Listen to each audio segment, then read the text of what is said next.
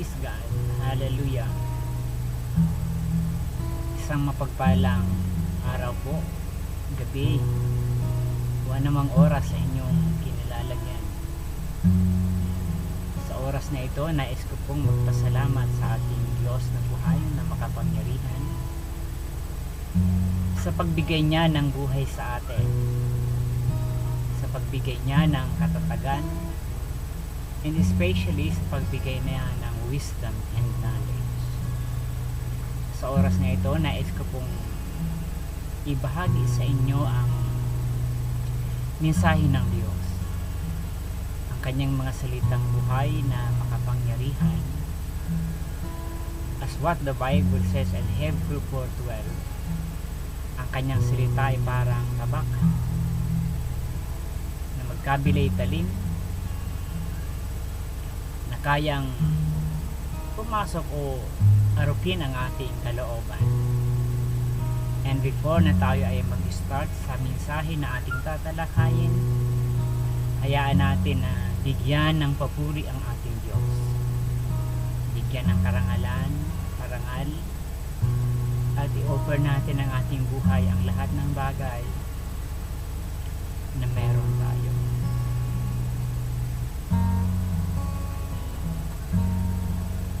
Habang nabubuhay,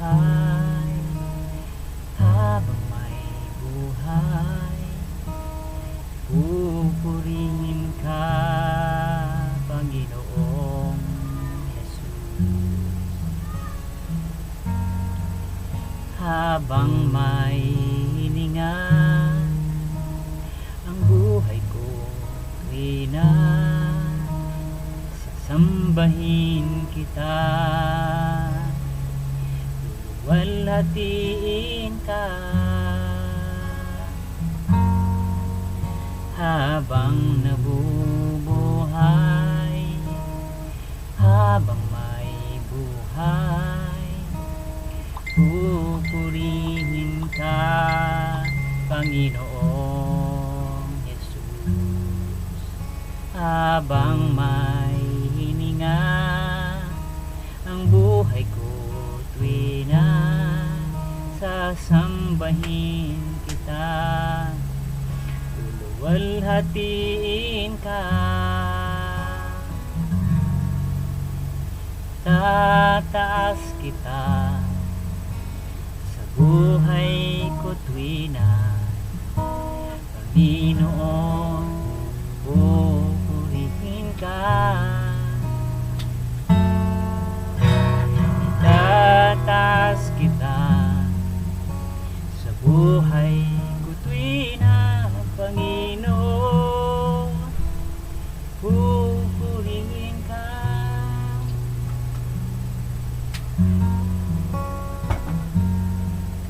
Habang nabubuhay, habang may buhay, pupurihin ka, Panginoong Jesus.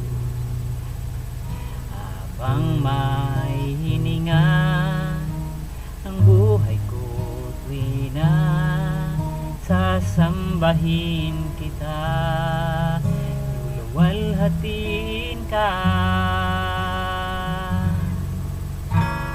Itataas kita sa buhay ko tuwina, Panginoon, pupurihin ka.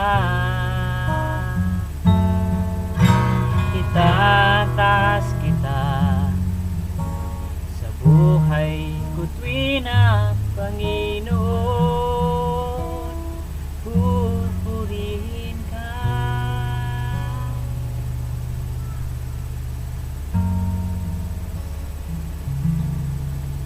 Dakilang Diyos na makapangyarihan,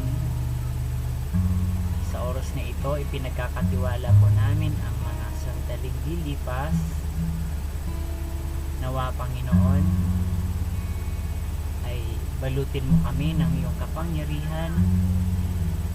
May you anoint us with your precious blood na sa bawat makarinig ng mensahe mong ipaparating sa gabing ito, sa oras na ito, ay magbigay ng lakas ng loob, magbigay katatagan ng buhay upang anumang kinakaharap ng bawat isang nakikinig, nanunood, anumang panahon, anumang oras, ay mararanasan ang iyong kapangyarihan.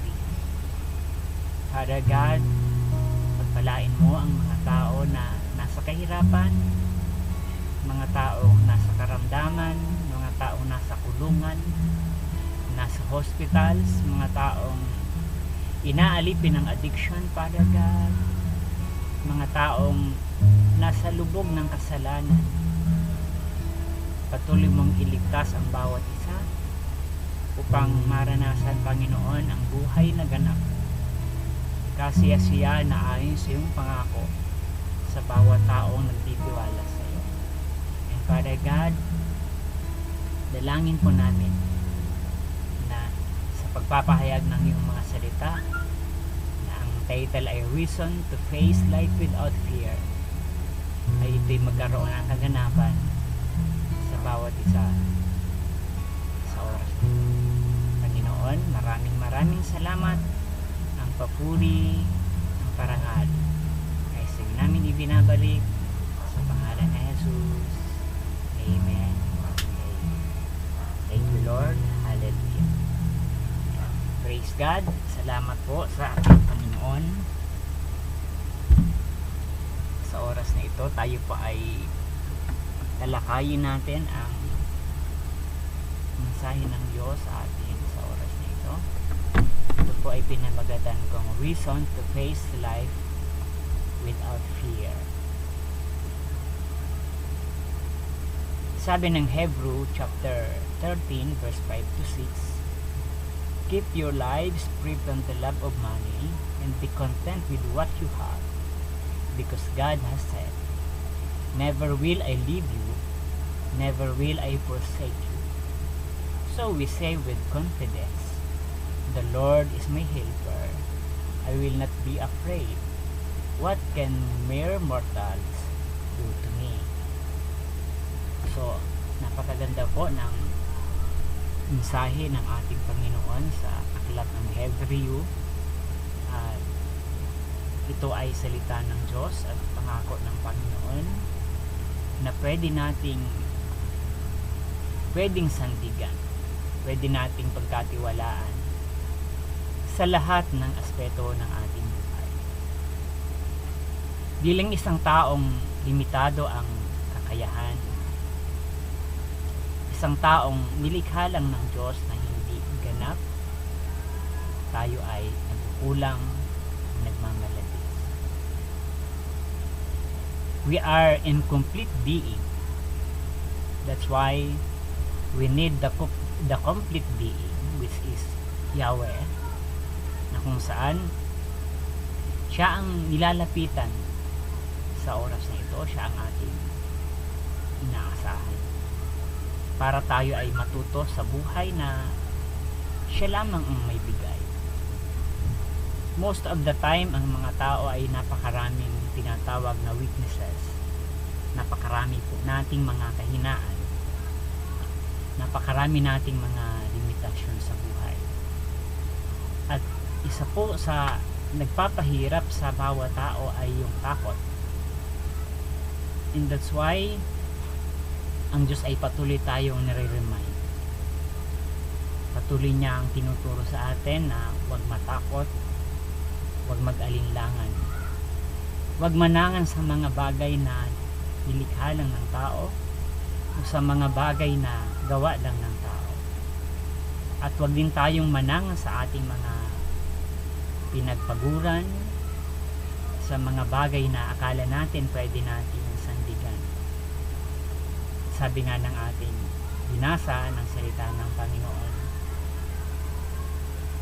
iwasan natin na mahalin ng sobra ang salapi o ang pera. Bagkus sa Kanya tayo magtiwala, sapagkat mayroon siyang sinabi sa atin na never will I leave you, and never will I forsake you. Hindi niya tayo iiwanan ni pababayaan. At ito po yung magpapasimula ng ating tatalakayin sa title na ating tatalakayin na Reason to Face Life Without Fear. Sa totoo lang, wala naman talaga at hindi mawawala yung takot natin. Sabi ko nga kanina, bilang taong may limitasyon, tayo ay limitado ang ating kakayahan, mga kapatid. Pero sa pamamagitan ng salitang ating tatalakayin, tayo ay matuturuan para ma-overcome, para malampasan ang takot na yon sa buhay natin. At ito po yung matinding magpa-demoralize, mag-agaw ng kagalakan, mag-agaw ng kapayapaan.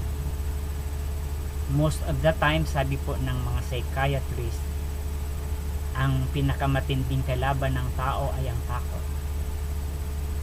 And especially kapag hindi natin alam kung ano ang kinakatakutan, kapag hindi natin na-identify ang mga bagay na dapat nating katakutan. Because bilang tao nga, mga kapatid, dahil limitado tayo sa maraming aspeto ng ating buhay, palagi tayong natatakot, palagi tayong nangihina. And may mga tao na dumarating yung sitwasyon na sila ay nagkakaroon ng tinatawag na nervous breakdown. Kaya nga napakahalaga po na tayo ay matulungan ng Diyos, ng kanyang mga salita. Tayo ay kanyang magabayan at laging mapaalalahanan ng mensahe ng Diyos na nagbibigay ng lakas ng loob, ng mensahe ng Diyos na nagbibigay kalakasan sa bawat taong nagtitiwala sa Kanya, sa bawat taong umaasa sa Kanya, sa bawat taong nananampalataya sa Kanya. Sabi po dito, finding God's words brings us a comforting promise along with an insightful command as we face this life. So, ang salita ng Diyos, mga kapatid, ay nagbibigay ng comfort, ng pangako sa buhay natin. Nagbibigay ng insight, nagbibigay ng kaunawaan para maharap natin ang buhay na ito sa mundong ito. Sabi nga ng Psalm 23:25, even though I walk through the valley of the shadow of death, I will fear no evil, for you are with me, your rod and your staff, they comfort me. Psalm 23. Mga kapatid ko sa Panginoon, wala tayong ibang pwedeng paglagakan ng buhay na ito. Wala tayong pwedeng pagpuntahan ng buhay natin sa mundong ito, sapagkat napaka-limitado, napakaliit ng mundo na ating ginagalawan. Pag tayo ay manangan sa sarili nating kakayahan.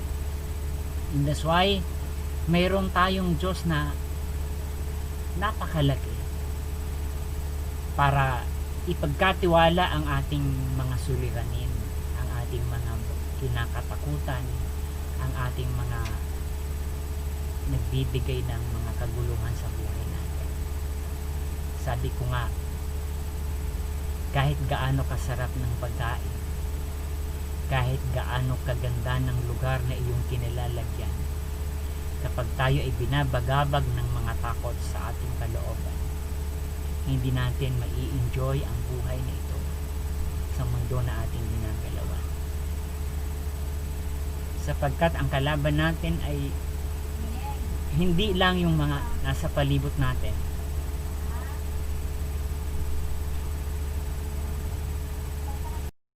Amen. At tunay nga, mga kapatid, na hindi lang sa palibot natin ang ating kalaban, kundi maging sa sarili natin, sa ating kalooban, kung paano natin i-handle yung sitwasyon, kung paano natin haharapin yung pagkakataon na tayo lang ang pwedeng maglunas at ang Diyos na ating tinatawagan. Minsan may nagpa-counseling sa akin at sa pamamagitan ng mga salita na kanyang napapakinggan, siya ay nagkaroon ng iba yung kalakasan, siya ay nagkaroon ng katatagan sa buhay. At ang sabi niya, sana brother, ganito na lang lagi. Pero alam nyo, sabi niya, pag umalis na kayo at hindi ko na napapakinggan ang salita ng Diyos, babalik na naman yung takot sa aking kalooban. Sabi ko sa kanya, alam nyo, sister, ang mga bagay na rin, ikaw lamang at ang iyong sarili ang pwedeng makatulong. Ikaw lang ang may kakayahang mag-adjust sa iyong sarili at kung paano mo lalabanan ang mga takot na kinakaharap natin sa ating buhay. Kaya nga, sa oras ito, ibig ng Diyos na tayo ay patuloy na lumawak yung ating tinatawag na understanding ng kanyang salita. Hindi lang understanding, kundi kung paano natin ilalagay ang ating buong pagkatao sa kanyang salita. Without fear, if we apply these incredibly wonderful truths to our lives and root them deep into our hearts. So, kapag ito ay inilagay natin ang kanyang buong salita, ang kanyang mga katotohanan ng salita ng Panginoon sa ating buong katauhan, mararanasan natin yung tinatawag na restoration, mararanasan natin yung mga pagkakataon na kahit tayo ay may problema ay kaya natin dalhin, sapagkat hindi kayang solusyonan ang ating buhay ng mga bagay-bagay sa mundong ito. Sabi nga ng Proverbs chapter 10 verse 22, ang pagpapala ni Yahweh ay kayamanan na walang kasamang kabalisahan.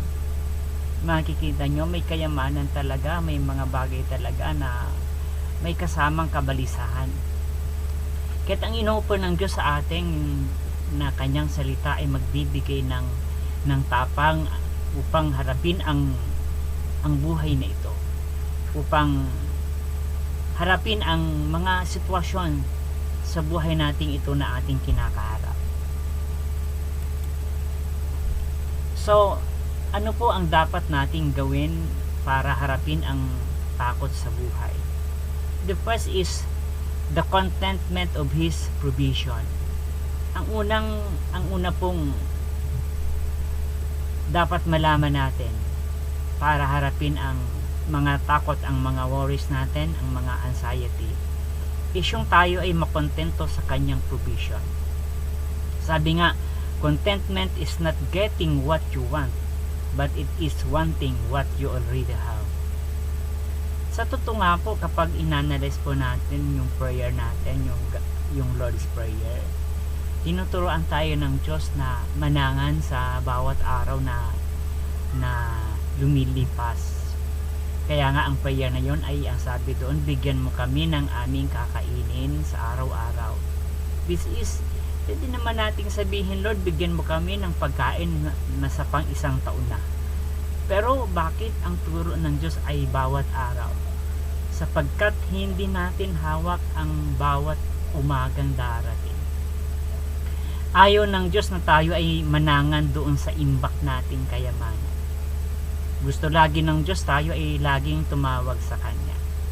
Gustong makita ng Diyos sa atin na hindi tayo nananangan sa mga bagay na na-attain natin ng ating sariling kakayahan. Sabi nga nung isang mayamang hangal, Panginoon, anong gagawin ko? Marami na siyang pagkain, marami na siyang aanihin.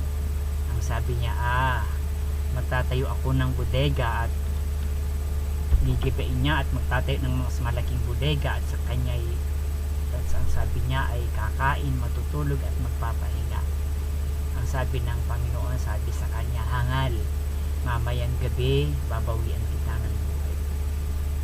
So napakahalaga na makontento tayo sa bawat araw na binigay ng Diyos, sapagkat hindi natin alam talaga ang pwedeng dumating. Sabi Sabi nga ng Bible, not even a moment you cannot add to your life. So, ang word na momentum ay galing sa moment. Ang moment ay mas mabilis pa yon sa seconds. Mas mabilis pa yon in just a moment. Mas mabilis pa yon, mga kapatid. Pero ang gusto ng Panginoon ay magtiwala tayo sa Kanya, sapagkat hindi natin kayang dagdagan ang ating buhay. Hindi natin kayang pahabain ang ating buhay, not even for a moment or for a seconds.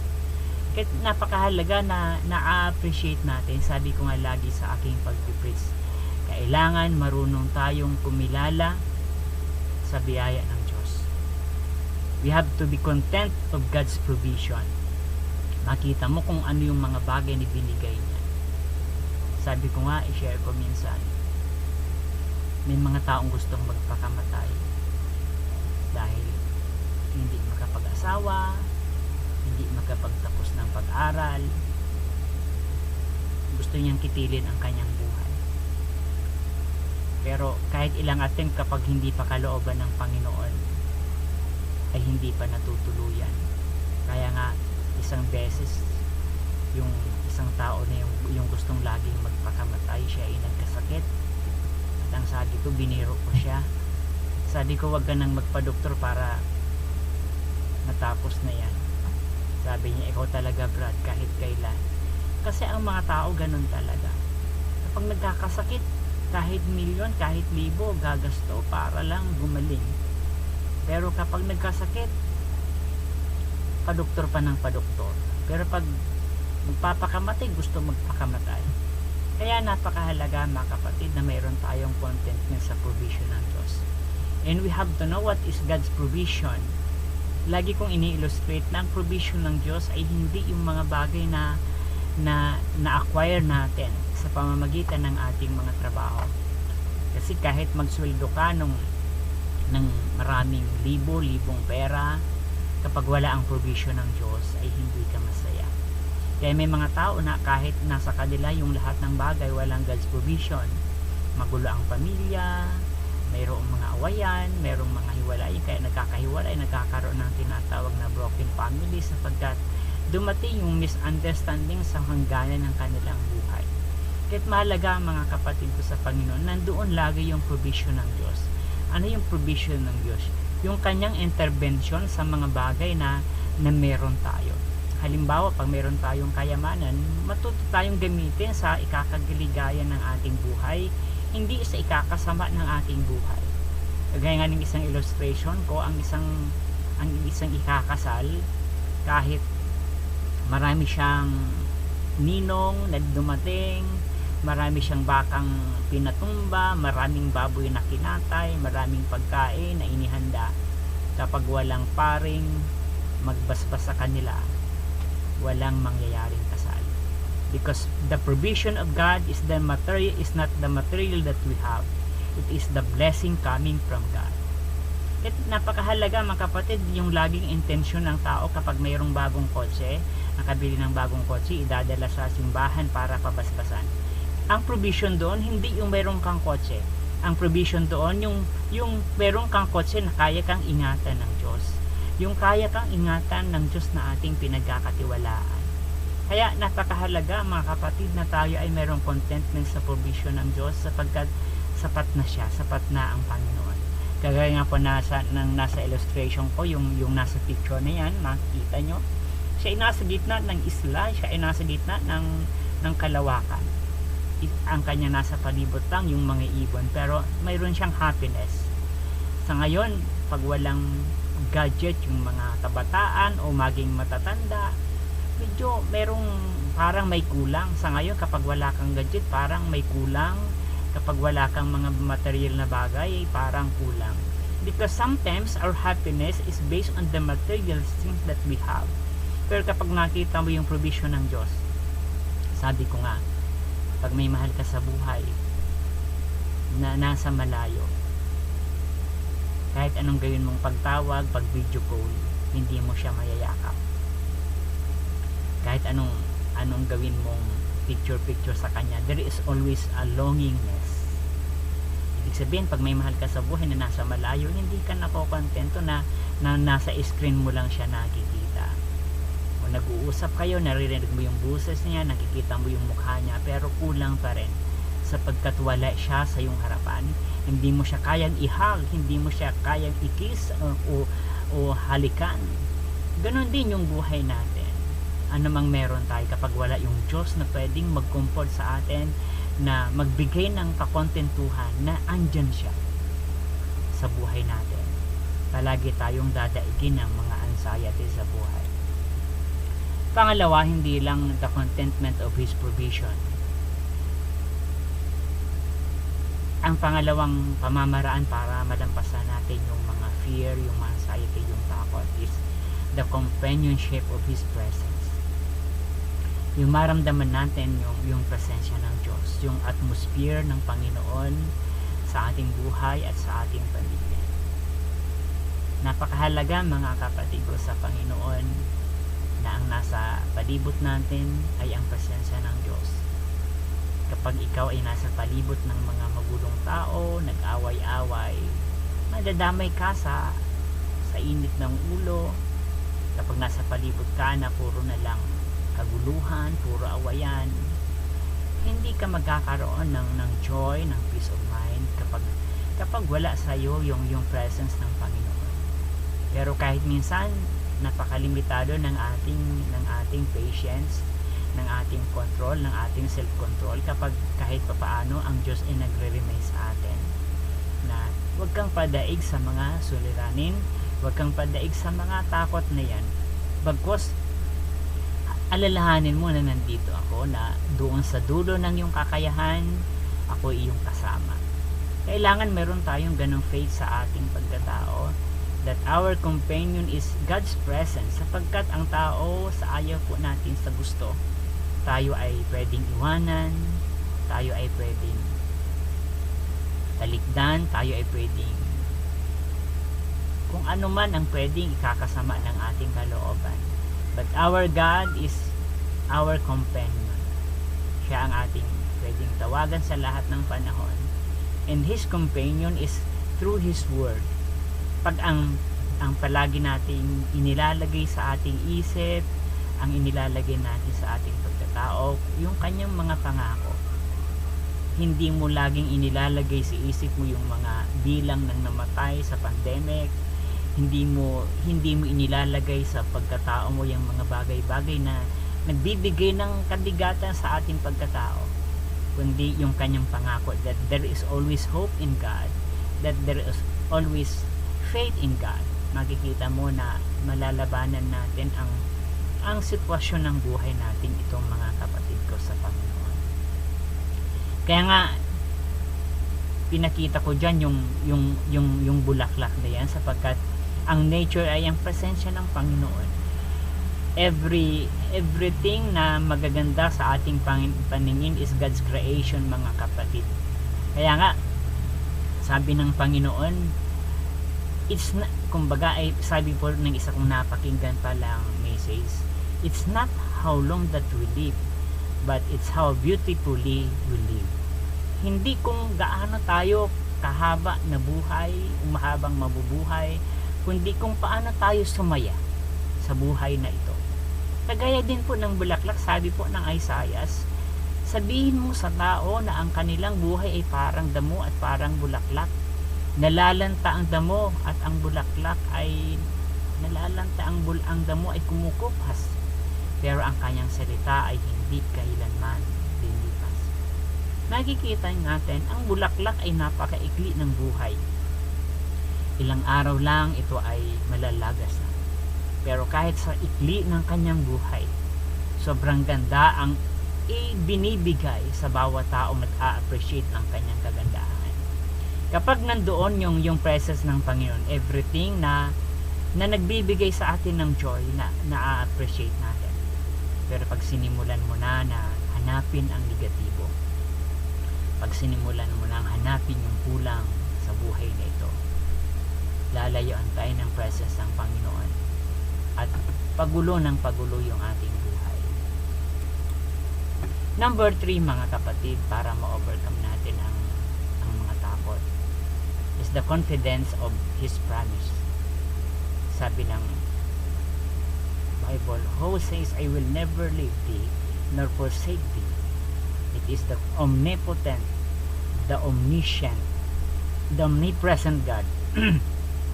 That is the confidence of His promise.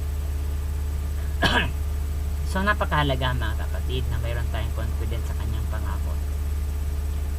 Sabi nga sa aking inilagay dyan na picture, rewards just ahead. Just go on. Sapagkat nandoon sa dulo, nandoon sa una-unahan pa ang reward natin. Sa mga taong tumigil na, sa mga taong sumuko na, sa mga taong huminto na at hindi na nagpatuloy sa magagandang layunin ng Diyos, hindi siya confident sa pangako ng Panginoon. Meron akong kakilala noon, isa siyang brother na naglilingkod sa Panginoon. Ang kanyang pamilya ay magulo. Nang makilala niya si El Shaddai, inilalapit niya ang kanyang pamilya sa gawain ito. Siya ay nagsasacrifice para ang kanyang pamilya ay maidala sa mapayapang sitwasyon. Nandoon yung kanyang sacrifice, yung kanyang pagtitiis, pagtitipid para maipakita lang sa kanyang sambahayan ng kanyang Diyos na pinaglilingkuran ay mabuti at nagpo-provide ng pangangailangan. Isang araw pag galing niya sa gawain at pag-uwi niya sa bahay ay magulo, nagiinuman, sa kusina nagsusugalan, nagkakasiyahan, at napakagulo ng kanyang sambahayan. Siya naman ay galing sa gawain ng Diyos. At alam niya, sabi niya, huminto yung kanyang pag-asa. Tinaob niya daw yung mga gamit nila, yung mesa, at siya ay sumigaw ng sumigaw. Nagwala daw siya, tang sabi niya, ano bang ginagawa niyo? Ako naglilingkod sa Panginoon para ilapit kayo sa Diyos. Kayo naman puro sa demonyo ang inyong ginagawa. Anong gusto nyo? Demonyohan na lang? Doon daw niya na-realize na parang sumuko na siya. Pero pagkatapos noon, nung masabi niya yung na-realize niya, kung panindigan niya ang pagiging masama, patuloy siyang magiging masama. Pero sabi niya, sa gitna ng mga kaguluhang ito, mayroong reward na naghihintay na ang kanyang pagtitiis, ang kanyang paghihirap, sa kanyang sambahayan, sa kanyang pamilya ay may reward na darating because he is confident of God's promise. Kapag confident ka sa pangako ng Panginoon, kapatid, kapag tayo ay may tiwala sa Diyos na ating pinaglilingkuran, hindi walang puwang ang pagtigil, walang puwang ang pagsuko sa buhay natin, walang puwang ang pagtalikod sa Diyos because there is reward just ahead. We have to be confident enough na mayroong Diyos na nangako. Mayroong Diyos na nagsasabi, sabi ko nga lagi, pag hindi na natin kayang paniwalaan ang pangako ng Diyos, wala nang ibang salita pa na pwede nating hanapin. Wala nang ibang salita pa na pwede nating pagkatiwalaan maliban sa salita ng Panginoon. And the last mga kapatid, the comfort of His protection. Isang pinakamagandang bagay pa na pang-apat na dapat nating alalahanin na tayo ay dapat huwag matakot because there is comfort in His protection. Makikita niyo yung camel na yan sa gitna ng desyerto, siya ay nabubuhay sapagkat alam ng Diyos ang kanyang ginagawa. Alam niya kung saan ka ilalagay. Ginawa niya ang camel na may kakayahan na kahit nasa mainit kaya niyang buhayin. Ganon din tayo. Kung saan man tayo inilagay ng Diyos, nandoon yung protection ng Diyos. Yung camel na yan, kapag inilagay sa malamig, siguro manghihina yung kanyang katawan. Pero alam ng Diyos ang bawat bagay, ang bawat pagkakataon. Kaya kung ano man ang kinilalagyan natin, ano man ang sitwasyon, nandoon ang Diyos. Nandoon ang Panginoon para tayo ay maranasan ang kanyang protection. Hindi natin kayang iligtas ang ating sarili. Hindi natin kayang iligtas ang buhay natin. Sabi ko nga, walang lugar na ligtas tayo maliban sa kamay ng Diyos. Ang eroplano bumabagsak, ang barko lumulubog, ang jeep bumabangga, ang motor natutumba. Kahit sa banig may binabangungot, pag may kumakain may natitinik, walang lugar na hindi ka nasasaktan maliban sa kamay ng Diyos. Kaya't napakahalaga na ang lahat ng bagay at bawat ginagawa natin ay ipinagkatiwala natin sa Diyos, sapagkat nandoon yung kanyang protection sa buhay natin. So mga kapatid, ano pang dahilan para matakot? Ano pang dahilan para mag-alinlangan? Just go on at magtiwala tayo lagi sa ating Panginoon. Dakilang Diyos na makapangyarihan, salamat po sa maikling sandali. Nawa ang mensaheng ito ay magbigay ng kaalaman at karunungan para kaming lahat ay matuto sa tamang turo mo, na huwag kaming daigin ng mga takot. Inaamin ko rin, Lord, sa aking sarili, bago ko ito'y pinapahayag, isa po ako sa inyong tinuturuan, at walang sino man sa amin ang pwedeng magmalaki. But with your provision, with your protection, Panginoon, naniniwala kami na ikaw ay palaging kasama namin. We thank you so much, Lord. All the glory and honors are yours in the name of Jesus. Amen. The name of the Father, the Son, the Holy Spirit. Amen. God bless us. Please like and share and subscribe. Thank you.